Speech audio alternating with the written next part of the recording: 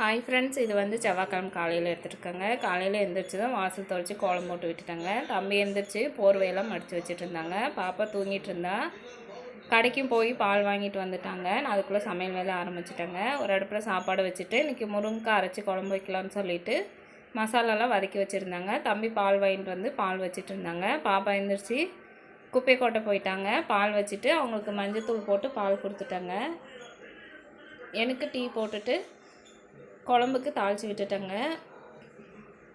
சமையல் வேலைலாம் முடிச்சுட்டு அடுப்பெல்லாம் தொடச்சி விட்டுலான்னு சொல்லிவிட்டு எல்லாத்தையும் எடுத்து வச்சுட்டு இருந்தாங்க.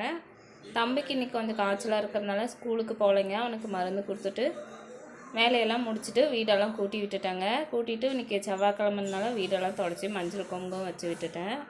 பாத்திரமும் தேய்ச்சி வச்சுட்டேங்க. வேலையெல்லாம் முடிச்சுட்டு குளிச்சுட்டு வந்து சாமிக்கு பூ வச்சுட்டு குலதெய்வத்துக்கு தண்ணி மாற்றி வச்சுட்டேங்க. பாப்பா ஸ்கூலுக்கு கிளம்பிட்டா. விளக்கு போட்டுட்டு இன்றைக்கி முருகருக்கு அபிஷேகம் செய்யலான்னு சொல்லிவிட்டு சிம்பிளாக செஞ்சிட்டேங்க. 3 வாரம் ஆச்சுங்க அபிஷேகம் செய்யவே முடியல. சரி, இந்த வாரம் செஞ்சிடலான்னு சொல்லிவிட்டு செஞ்சிட்டேங்க.